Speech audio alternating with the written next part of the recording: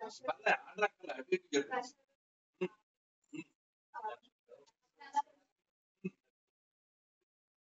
మహారాజు అంటే దశరథుడు వాళ్ళ నాన్నగారు, దిలీప్ మహారాజు, రఘు మహారాజు,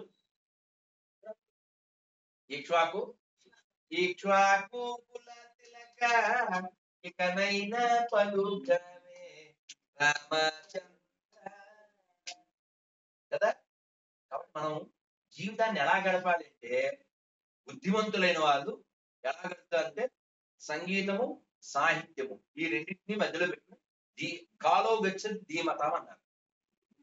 ఇక్కడ ఎంతమంది సంగీతాన్ని అభ్యసిస్తూ నేర్పిస్తూ ఉన్నారో చేసేతండి ఒకసారి చెప్పాలా చెప్పండి.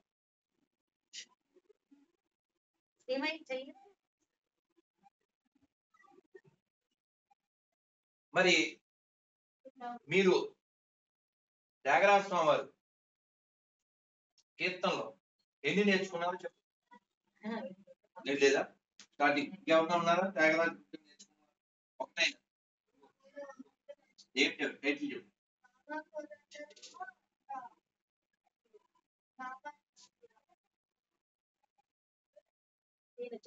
ఇంకేమన్నా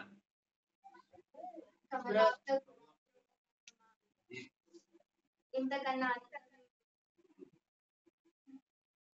సీతమ్మ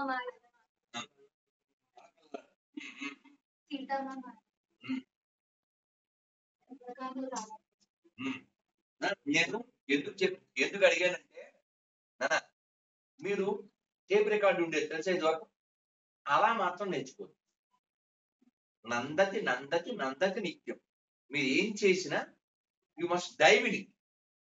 దాన్ని అనుభవించండి, దాన్ని అనుభవించండి. అది మీరు కొన్నే నేర్చుకున్నా పర్లేదు.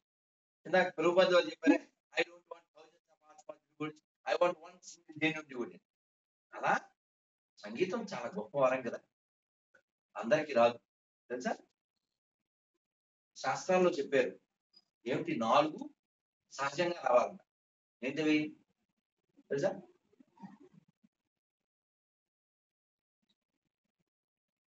ధాతృత్వం, ప్రియవక్తృత్వం, ధీరత్వం, ఉచితజ్ఞత, చత్వారే సహజాగుణ అభ్యాసేన న లభ్యతే. దానం చేసే గుణం, ధైర్యం కలిగి ధీరత్వం కలిగి ఉండడం, బాగా మాట్లాడడం, దాతృత్వం, ప్రియవక్తృత్వం, ధీరత్వం, ఉచితజ్ఞత, ఎలా ప్రవర్తించాలో తెలుసుకుందాం. ఇవన్నీ ఈ 4 చత్వారే సహజంగా రావాలి. అలాగే సంగీతం కూడా సహజంగానే రావాలి, కవిత్వం కూడా సహజంగానే రావాలి.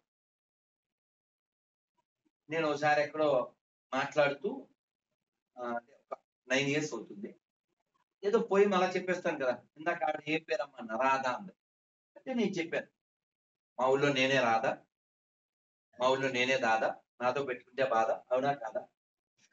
అర్థమైందా రాధా? ఇలా చాలా సరదాగా చెప్తాను కదా. మా ఊరు తిరుపతి, అదే మా పరపతి, మా దేవుడు శ్రీపతి, మర్చిపోతే బతుకది. ఇలా చాలా వస్తాయి కదా. వచ్చింది బాబుండి వాళ్ళ అమ్మని, అమ్మా వాడికి ఎలా వస్తున్నాయి అంది. అంటే నువ్వే అడుగు, లేచి అడిగింది మీకు ఎలా వస్తాయి ఇన్ని అనేది. అంటే నేను చెప్పాను చిన్నప్పుడు మా అమ్మ ముద్దకి ఓ మెమరీ కార్డు పెట్టేది అన్న. అది వెంటనే వాళ్ళ అమ్మతో అమ్మ మళ్ళీ వేసేసేది. సహజంగా రావాలి, సహజంగా రావాలి. సంగీతం అలా భగవద్దత్తం. త్యాగరాజ స్వామి చెప్పారు సంగీత జ్ఞానము భక్తి విన సన్మార్గము కలదు. కాబట్టి సంగీతం ఆదాయ మార్గం కాదు, ఆధ్యాత్మిక మార్గం, జీవితానికి గమ్యం చూపే మార్గం. అందుకే ఆయన చెప్తారుగా న్యాయము తెలుసును జగములు మాయామయమని చెప్పారు కదా. కాబట్టి మనం ఏది పాడినా, ఒక్క శ్లోకం వచ్చినా చాలు, 20 శ్లోకాలు రావట్లేదు, ఒక్క కీర్తన వచ్చినా చాలు. అన్నమయ్య చెప్పాడుగా ఒక్క సంకీర్తనే చాలు ఒద్దికై మము రక్షింపగా తక్కినవి ఈ బండారాన దాచి ఉండని. వెక్కసమగుని నామము వెల సులభము ఫలమధికము దిక్కై మమ్మేలితివి తీరని నాదనమయ్య. ఫలమేంటి? దాచుకో దాచుకో నీ పాదాలకు తగనే పూజనివి హరి.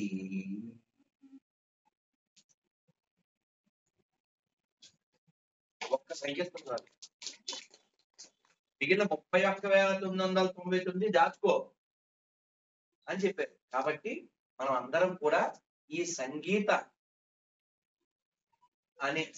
అనేటువంటి సముద్రంలో ఇది అమృతమైంది. మాకు చైతన్య మహాప్రభు 8 శ్లోకాలు ఇచ్చారు. అందులో మొట్టమొదటిది ఏమిటంటే చేతోదర్పణమార్జనం తవ మహాదావాగ్ని నిర్వాపనం శ్రేయకైరవ చంద్రికా వితరణం విద్యావధూ జీవనం ఆనందాంబుదివర్ధనం ప్రతిపదం పూర్ణామృత స్వాదనం సర్వాత్మ స్నపనం పరం విజయతే శ్రీకృష్ణ సంకీర్తనం.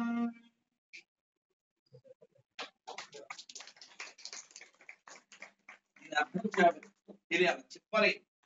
ఇది ఎప్పుడు 600 సంవత్సరాల క్రితం చెప్పారు. ఒక్క శ్లోకమే చెప్పారు, మిగిలిన 7 ఉన్నాయి. రోజు ఉదయమే ఖచ్చితంగా చదివిన తర్వాతే మాట్లాడతాను. దీన్ని శిష్టాష్టకం అంటారు. ఆనందాంబుదివర్ధనం ప్రతిపదం పూర్ణామృత స్వాధనం సర్వాత్మ స్నపనం పరం విజయతే శ్రీకృష్ణ సంకీర్తనం. ఎటువంటి శ్రీకృష్ణ సంకీర్తనకి జయమొగ్గాక అన్నారంటే, ఈ లోకంలో అందరూ కూడా 4 దుఃఖాలతో బాధపడుతున్నారు. ఏంటవి? ఇందా చెప్పుకున్నాం, జన్మ మృత్యు జరా వ్యాధి. అది భవ మహా దావాగ్ని. ఈ దావాగ్ని ఇప్పుడు అడివి అంటుకుపోయిందండి. ఎవరు ఆపగలరు? నువ్వు ఆపగలవా? మేఘాలు రావాల్సిందే. ఆ మేఘాలు ఏమిటవి? భగవత్ కృప అనే మేఘాలు. నువ్వు సంసారం అనేటువంటి కారిచ్చులో ఉన్నావు. సంసారం అంటే పిల్లలు నలుగురు, అది కాదు. జన్మ మృత్యు జరా వ్యాధి. ఎవరిన అహోబిలం వెళ్ళారండి? చేస్తండి. అహోబిలం వెళ్ళకపోతే వెళ్ళండి. రాత్రి మిగిపోతే నంద్యాలలో 4 గంటలు వెళ్ళండి. ఇక్కడ 2 గంటలు వచ్చేసాక 4 గంటలు వెళ్ళండి. అహోబిలం వెళ్ళారా ఎవరన్నా? లేదా? అహోబిలంలో మన కొండ ఎక్కాక అహోబిలం నరసింహస్వామి చూశాక ఇంకా మిగిలిన నరసింహస్వామి చూడడానికి వెళ్ళేటప్పుడు ఒక చిన్న కొండ ఉంటది. దాని పేరేంటి? భవనాశి. అంటే అన్నమయ్య అంటాడు, అన్ని విభవముల అతడితడు కన్నులు వేవేలు గలగనుడితడు అన్ని విభవముల అతడితడు భవముల ననచుయదు పతి ఇతడు భువనము నిండిన గతి ఇతడు ఆది అంత్యములకు ప్రభువితడు శ్రీదేవుడు సరసిజనాభుడితడు అన్ని విభవముల అతడితడు కన్నులు వేవేలు గలగనుడితడు. కన్నులు అంటే ఏంటంటే అర్థం ఏంటి?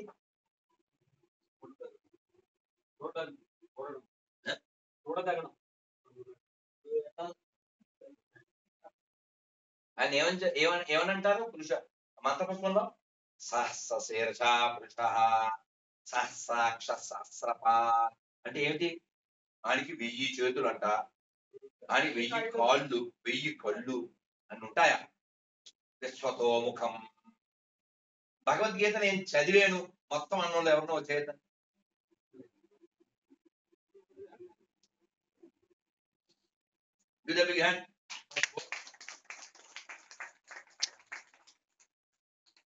భగవద్గీతలో 18 అధ్యాయాలు ఉన్నాయి. నేను 6 అధ్యాయాల పేరు చెప్పగలను అన్నో చేద్దాం.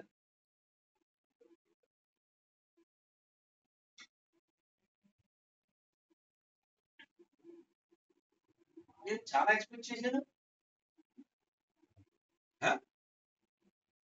నేను 18 అధ్యాయం పేరు అడగలేదు కదమ్మా, నాకు తెలుసు. నా అందుకే ఇష్టమై అంటే కనీసం 10 చేతులు వేస్తాయి 6 అధ్యాయాలు అడిగాను నేను. ఒక చేయలేస్తే నాకు ఆ నలుగురు సినిమా సాంగ్ గుర్తుందా రాదా? ఒక్కరై రావడం ఒక్కరే మిగిలిన వాళ్ళ పరువు పోవడం. కాదా ఒకసారి నేను ఇంకా తగ్గనా, ఇంకా తగ్గాల?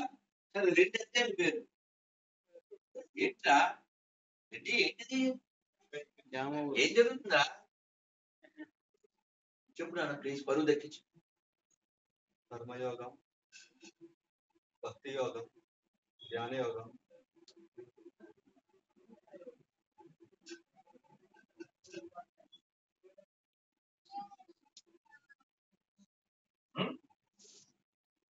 ఇంకోటి పుష్ప సినిమాలో హీరోయిన్ పేరు ఇంతసేపా?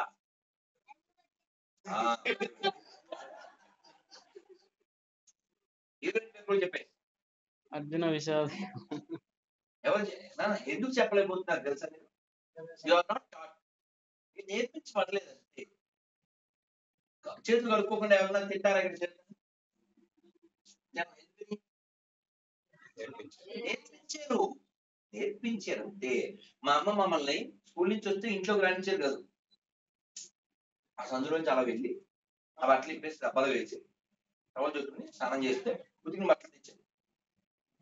వేసుకున్నాక మా అమ్మ ఏమి డిగ్రీ లేదు చదవలే, ఫిఫ్త్.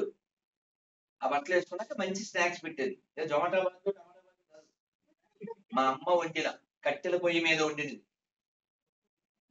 నువ్వు జంతికలు అంటావో మురుకులు అంటావో, మాకు బెరుకు లేకుండా చేసిన సరుకులు, అరిసెలు, అలాంటి స్ట్రాంగ్ ఫుడ్ పెట్టేది.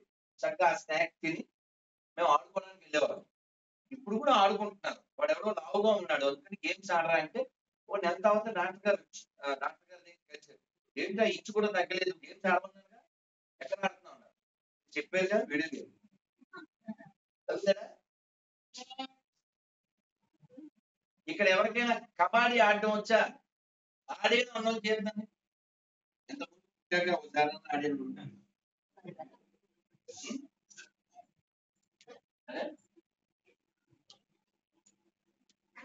కబడ్డీలో దమ్ము బాగుండాలి, కోత బాగా పెట్టాలి.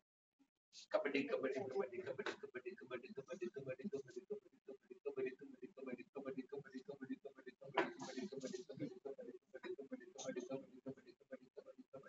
కబడ్డీ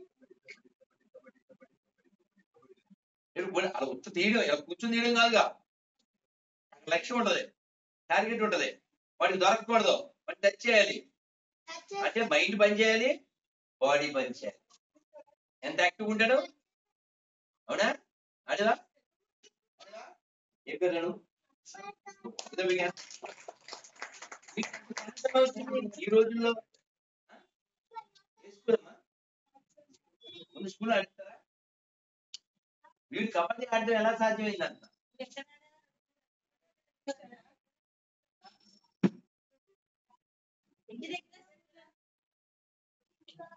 ఎవరితో పోలే, మొత్తానికి కబడ్డీ గేమ్ ఒకటి ఇంకా చచ్చిపోకుండా ఉంది.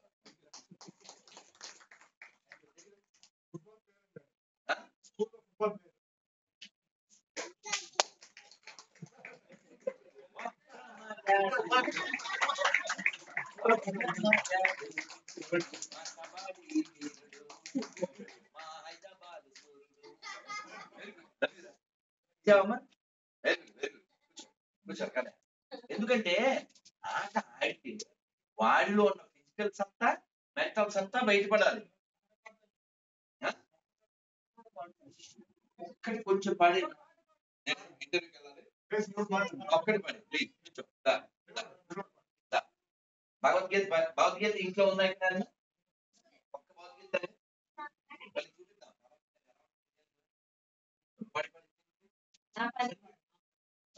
వినండి.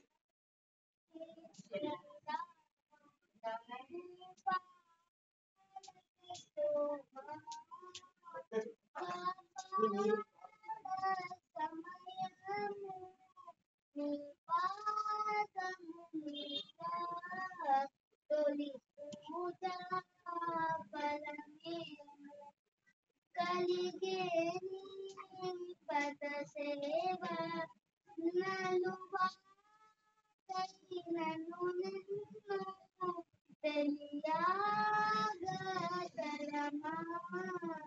నా పాలి సీతమా భూపాలక సోమా కాపాడ సమయము నీ పాదములిద.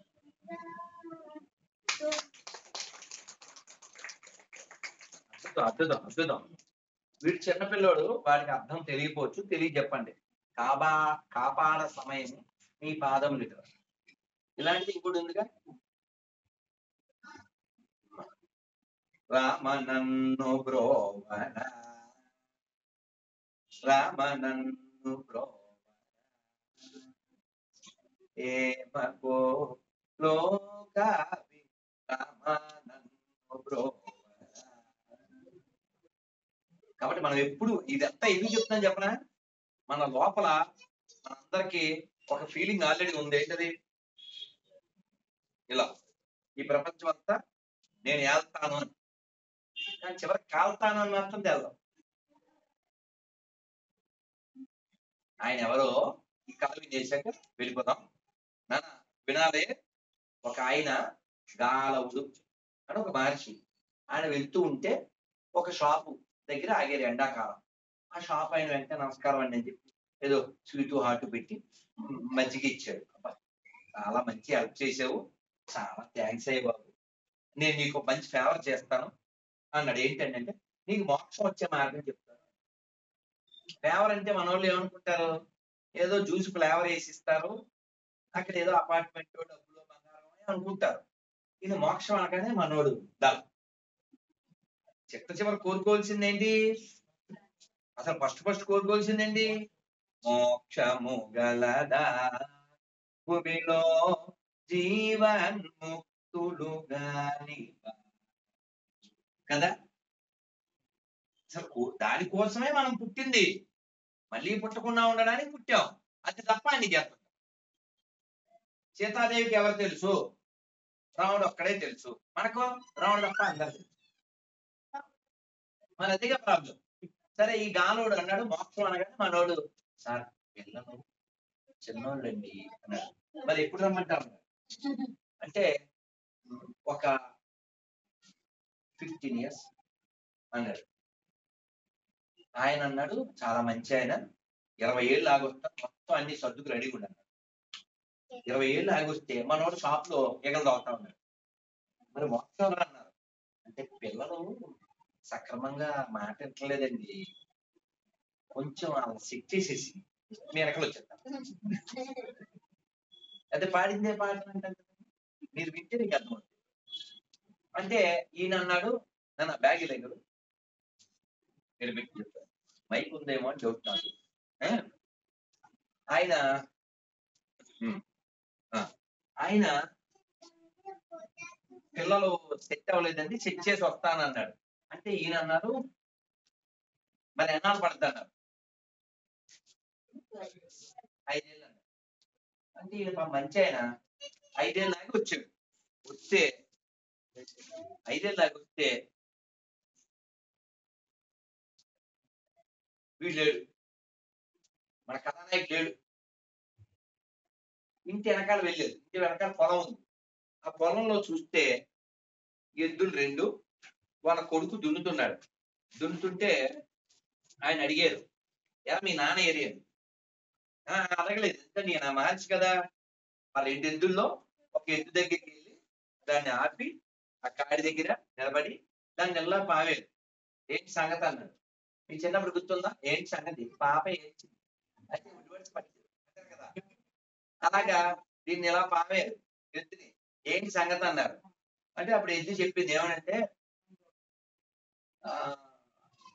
వ్యాపారం పాడు చేసేసారండి పిల్లలు, వ్యాపారం పాడైపోయింది, పొలం ఉంది, ట్రాక్టర్ అది పెట్టించి దున్నించుకోలేం, అందుకని నేనే అన్నా. ఎంతకీ ఈడెవడు? ఎద్దెవరు? మన కథానాయకుడు. ఆ, మన కథానాయకుడు. వీడు ఏం చేశాడు ఇప్పుడు? అక్కడ ఎద్దయిపోయాడు, ఎద్దయి పుట్టాడు. ఎద్దయి పుట్టిన వీడు మరి మోక్షం అన్నారు ఈయన. ఈయన లక్ష్యం ఇదే సింగిల్. వీడు చాలా లక్ష్యం అన్నారు. బహుశాఖ అనంతచ్చ బుద్ధయో వ్యవసాయం. తీయండి సార్ 2:40 తీయండి చెప్తాను. ఈయన అన్నాడు మరి మోక్షం అన్నాడు. కావాలి కదండి అంటే ఇది మళ్ళీ 5 ఏళ్ళు ఎలక్షన్ లాగా. అంటే మనకైతే కదా, సరే అని వెళ్ళిపోయారు. 2:47 2వ అధ్యాయం 47. ఓకే సార్, ఓకే అలా ఆయన ఆయన మళ్ళీ 5 ఏళ్ళ తర్వాత వచ్చారు. వస్తే ఎత్తుకోలేదు. ఎవరున్నారు? కుక్క ఉంది ఇంటి ముందు. ఏంటి అక్క నవ్వుయారు కుక్క, ఏంటి సంగతి అన్నారు. అంటే పొలం కూడా అందుకని ఇల్లు అలా కాస్తున్నాను అన్నాడు. ఎవడో ఇదే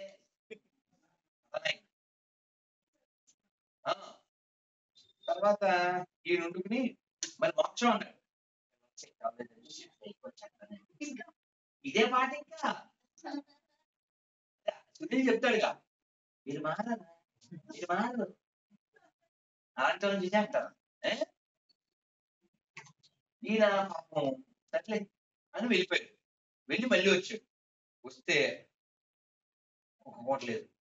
ఇంట్లో లోపలికి వెళ్తే బీరువా కింద కోబ్రా, బ్లాక్ కోబ్రా. ఈయన తలంచి ఏంటి సంగతి అన్నారు. అప్పట్లో బతుకున్నప్పుడు కింద 2 బిందెలు బంగారం దాచిపెట్టాను. ఈ కొడుకునా కొడుకులు ఎలా మాకంటలేదు, మా మనవలకి ఇచ్చేసి మీ అంట వచ్చేస్తాను. మారరు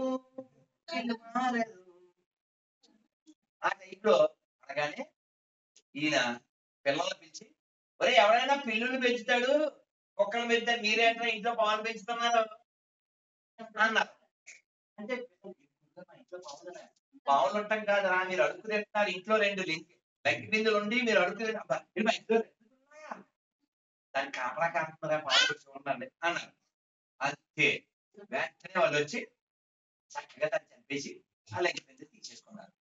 ఏ కొడుకుల కోసం వీడు ఎద్దయ్యాడో, ఏ కొడుకుల కోసం మొద్దులా పనిచేశాడో, ఏ కొడుకుల కోసం వీడు కుక్క అయ్యాడో, ఆ కొడుకులే ఇన్ని ఇచ్చాడు. అందుకే శంకర భగవత్పాదులు వారు చెప్పారు. ఏమని చెప్పారు? ఇహ సంసారే బహు దుస్తారే కృపయా పారే పాహి మురారే. అందరూ భజ గోవిందం.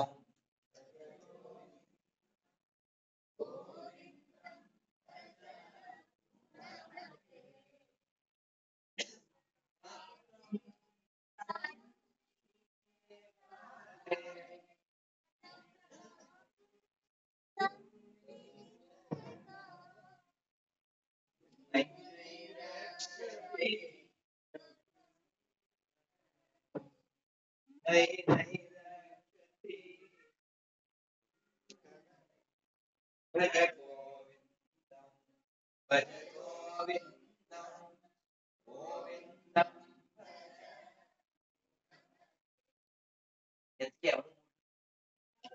మనమే ఈ దేహం నేను అనుకున్న ప్రతి వాడు మూడే. మూడ అంటే ఇంగ్లీష్ లో ఫుడ్ అని అర్థం.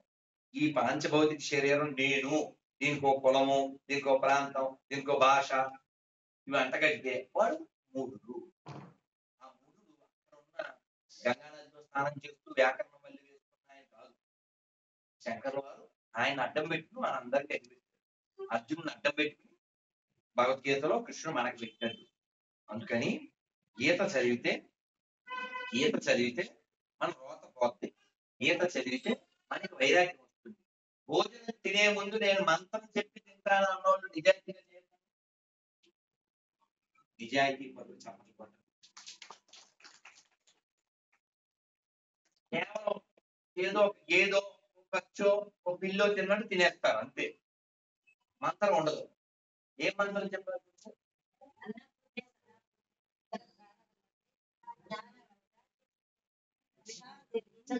చాలా ఈజీ.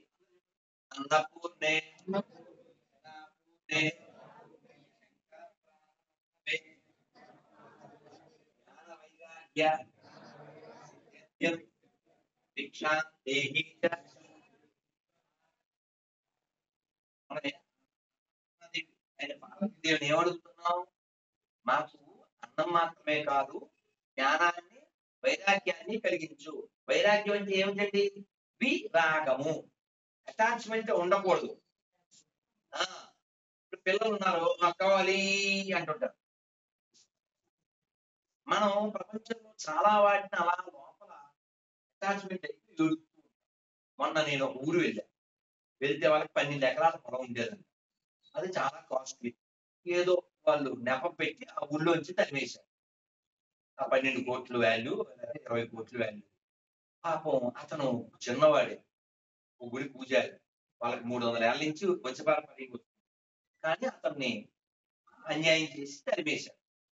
కుర్రవాడైనప్పటికీ అతను వీళ్ళతో గొడవ పెట్టుకుని మనం మనలేము అని ఊళ్ళోంచి వచ్చి ఎక్కడో ఖచ్చితత్వం చేసుకుంటూ బతుకుతున్నాడు. వాళ్ళ నాన్నకి ఆ పొలం మీద చాలా ప్రేమ ఉండి ఏదో కోర్టులో కేసేస్తున్నాడు. చిన్నప్పటి నుంచి కష్టపడడం, ఆ పొలం మీద పని చేయడం, దాని మీద అలవాటు, ఆ ప్రేమ. వాళ్ళ అమ్మగారు పాపం, అయ్యో అంత పోయిందే, మా పిల్లవాడు ఎదిగే టైం అలా మనేది పెట్టి పాపం 40 ఏళ్ళ చండి, 40-45 ఏళ్ళు. వస్తువుని వాడుకోవాలి, ప్రపంచాన్ని వాడుకోవాలి, భగవంతుడిని ప్రేమించాలి. మనం ఏం చేద్దాం? రివర్స్. దేవుని వాడుకుని ప్రపంచాన్ని ప్రేమిస్తుంటాం. అవునా? ఈ కథానాయకుడు ఉన్నాడు ఇంత కథలో, అతని పేరు ఏంటో తెలుసా? ఆశా సాగరుడు. ఏంటి? ఎవరు? మనమే. అర్జునుడు మనమే, ఆశా సాగరుడు మనమే, ఆ గంగలో అన్నాడే అది మనమే. ఇలా ఎంతమందిని అడ్డం పెట్టుకుని మనం ఉద్ధరించడానికి ఎంతమంది ఆచార్యులు వచ్చారు? ఓ శంకరాచార్యులు, ఓ మధ్వాచార్యులు, ఓ రామానుజాచార్యులు, ఓ అన్నమాచార్యులు, ఓ అద్వైతాచార్యులు, ఓ వల్లభాచార్యులు, ఓ నింబార్కాచార్యులు, ఓ రామదాసు, కనకదాసు, సూరదాసు, రవిదాసు, కపిలదాసు, తులసిదాసు. ఎంతమంది వచ్చి మనం ఉద్ధరించడానికి ఎన్నో పాడి, ఎన్నో చెప్పి, ఎన్నో రచించి వెళ్ళారు. కేవలం మోక్షం పొందాలి, మళ్ళీ పుట్టకూడదు. మనకి అసలు బెంగే లేదు తెలుసా? అసలు చచ్చిపోతామని బెంగే లేదు. చచ్చిపోతే ఏమైపోతాం? మళ్ళీ పుడతాం. మళ్ళీ ఇలాగే పుడతామా? మంచి కుటుంబంలో పుడతామా? ఆచారం పాటించే కుటుంబంలో పుట్టడం, మోక్షం పొందడానికి ఒక ప్రయత్నం, అసలు మోక్షం అనేది ఉంది అనే ఒక ఆలోచన, ఇవన్నీ ఎలా వస్తాయి మనకి? సత్సంగం ద్వారా వస్తాయి. సత్ అంటే ఏంటి? మంచి. ఇంకా సత్ అంటే సత్యము, సత్ అంటే మంచి, సత్ అంటే శాశ్వతమైన. సంఘ్ అంటే అసోసియేట్, శాశ్వతమైన దాంతో మనం అసోసియేట్ కావాలి. మనం ఎలా అసోసియేట్? ఏంటి అది శాశ్వతమైంది? నిత్యో నిత్యానం చేతన చేతనానం. శాశ్వతమైంది. ఉదాహరణకి రామదాసు గారు ఎవరు నమ్మారు? రాముని నమ్మారు. శాశ్వతమైనటువంటి ఆ లోకాన్ని పొందాడా లేదా? పొందాడా? త్యాగరాజ స్వామి వారు ఎవరు నమ్మారు? వెళ్ళారా లేదా? 1000 సంవత్సరాలు అయిందా? 10,000 సంవత్సరాలు అయిందా? 450 ఏళ్ళు. అవునా? అంటే మనకి ఎపిక్స్ ఉన్నాయి, మనకి ఎవిడెన్స్ ఉన్నాయి, మనకి ఎథిక్స్ ఉన్నాయి. ఎపిక్స్, ఎవిడెన్స్ 3 ఉన్నాయి. నాసా వాళ్ళు ఒక విగ్రహాన్ని టెస్ట్ చేశారు. దాని వయసు 28,000 సంవత్సరాలు. 28 శివుడు విగ్రహం, 28,500 సంవత్సరాలు. మన టెస్ట్ కాదే, కార్బన్ డేట్ టెస్ట్ అంటే వాళ్ళే చేయాలి. అవునా? మనది కాదు, వాళ్ళే ఒప్పుకుంటున్నారు. అలాగే గొంతేరస్ అంటారు తెలుసా? 4 దంతాలుండే 7 గొంతేరస్ అంటారు. అవి ఉన్నాయి. దానికి సాక్ష్యాలతో ఆ 4 దంతాలతో ఉండే ఆ స్కల్ పట్టుకు ఫోటోలు దిగారు. దాని గురించి ఎక్కడుంది? రామాయణంలో ఉంది. అది ఎప్పుడు చేస్తే కళ్ళని కార్బన్ డేట్ టెస్ట్ చేస్తే 16 లక్షల సంవత్సరాలు. త్రేతాయుగం మీరు లెక్క పెట్టండి. కలియుగ వయసు ఎంత? 432. దీనికి డబల్ ఎంత? ద్వాపరయుగం 8 చిల్లర. దానికి డబల్ ఎంత? 16 చిల్లర. సరిపోలే? అర్థమైందా? రాముడు ఉన్నాడు, రామాయణం జరిగింది, రాముడు మోక్షాన్ని ఇస్తాడు, మనకి ఎవిడెన్స్ ఉంది. కృష్ణుడు ఉన్నాడు, ద్వారక ఎవిడెన్స్ ఉంది. భగవద్గీతను నమ్మి బాగుపడిన వాళ్ళు, ఉద్ధరింపబడిన వాళ్ళు, మోక్షం పొందిన వాళ్ళు ఉన్నారు, మనకి ఎవిడెన్స్ ఉంది. కానీ ఎడారి మతాలకి ఏమైనా ఎవిడెన్స్ ఉందా? ఇప్పుడు మీ నాన్నగారి పేరేంటి అమ్మాయి? శ్రీకాంత్. మీ నాన్న పేరేంటిరా? సంతోష్. సార్ జాస్పర్ గారు, మీ నాన్నగారి పేరేంటి? మీ నాన్నగారి పేరు సార్? మీ నాన్నగారి పేరు సార్? మీ పేరు జాస్పరేనా? ఆయన ఏం చేస్తారు? ఆయన జాస్పర్, మీరు Jasper. Okay, senior junior. Okay sir, okay okay. మీరు అలా అడిగారు అనుకోండి, వాళ్ళ తాత పేరు, వాళ్ళ అమ్మ పేరు అవేమి వాళ్ళు నమ్మిన బుక్ లో ఉండవు. ఎందుకని? వాళ్ళంతా మనకు పుట్టిన వాళ్ళు, ఎక్కడ పుట్టిన వాళ్ళే కదా. వాళ్ళ ఫీలింగ్ ఏదో, వాళ్ళ ఫీలింగ్ ఏంటంటే ఎక్కడో ఎవరికో పుట్టాం అనుకుంటున్నారు తప్ప అతనికి ఋషులకి సంబంధం ఉంది. ఎందుకని? ఇక్కడ వాళ్ళు కాబట్టి. అందుకే చాలా ఓపెన్ గా ఒక ప్రతిజ్ఞ చేయిస్తున్నా, మీరు చేయండి. ప్రతిజ్ఞ చేయండి. నాకు, నా దేశానికి, నా పూర్వీకులకి, మా ఇంట్లో వాళ్ళకి, పనికిమాలిన ఎడారి మతాలకి, అందులో ఉన్న పనికిమాలిన క్యారెక్టర్లకి, క్యారెక్టర్లెస్ క్యారెక్టర్లకి, నా పేరుకి, నాకు, నా కుటుంబానికి, నా దేశానికి, నా పూర్వీకులకి అస్సలు సంబంధం లేదని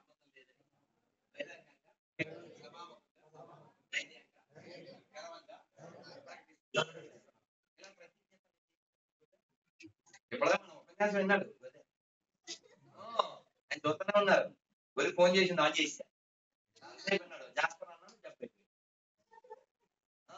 గొర్రె మెదడంతే, గొర్రె బతుకంతే, మెదడున్న వారెవరు, గొర్రె కారంతే. డోంట్ బి గొర్రె.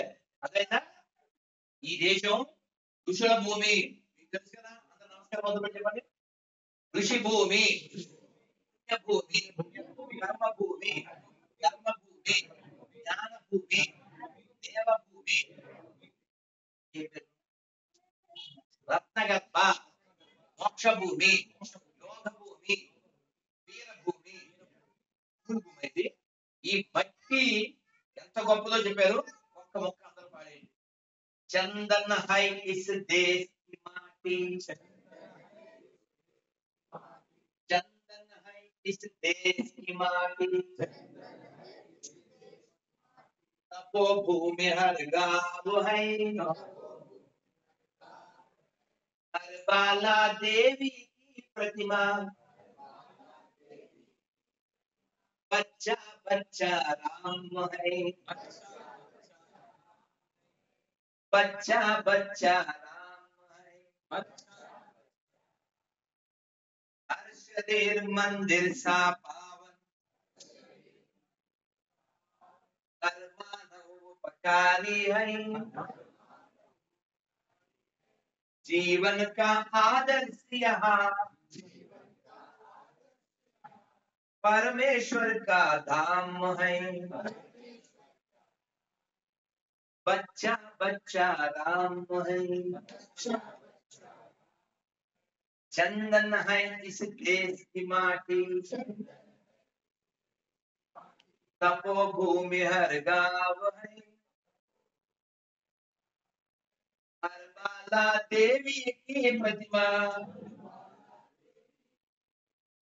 बच्चा बच्चा राम है, बच्चा बच्चा राम है। भारत माता की, भारत माता की जय श्री राम। అర్థం చెప్పట్లేదు మీకు, ఇది వచ్చుగా. ప్రతి బాలుడు ఒక రాముడు, ప్రతి బాలిక ఒక దేవి. ఇక్కడ మట్టి చందనం, ప్రతి మానవుడి శరీరం ఒక దేవాలయం. ఇది మనకు ఉన్నటువంటి మన ఋషులు ఇచ్చినటువంటి గొప్ప భావన. కాబట్టి ఈ భూమి చాలా ప్రత్యేకమైనటువంటిది, మిగిలినటువంటిది కాదు. ఈ భూమిని దేవభూమి అన్నారు, ఋషి భూమి అన్నారు. ఇటువంటి భూమిలో మనం పుట్టడం మానవ జన్మ చాలా అదృష్టం. అందువల్ల దీన్ని అర్థం చేసుకోకుండా అర్థం చేసుకుని పరమార్థం పొందండి. ఆ పరమార్థం పొందాలంటే ఎందులో పవర్ అయిపోయింది, అలా మన పవర్ అయ్యే లోపల పొందాలి. అదైతే ఆ పరమార్థం పొందడానికి మార్గమే భగవద్గీత. అందుకని గీత గురించి నేను ఏం చెప్తాను అంటే, please read Gita before becoming thought. Gita only can change your thought, otherwise life become రాత.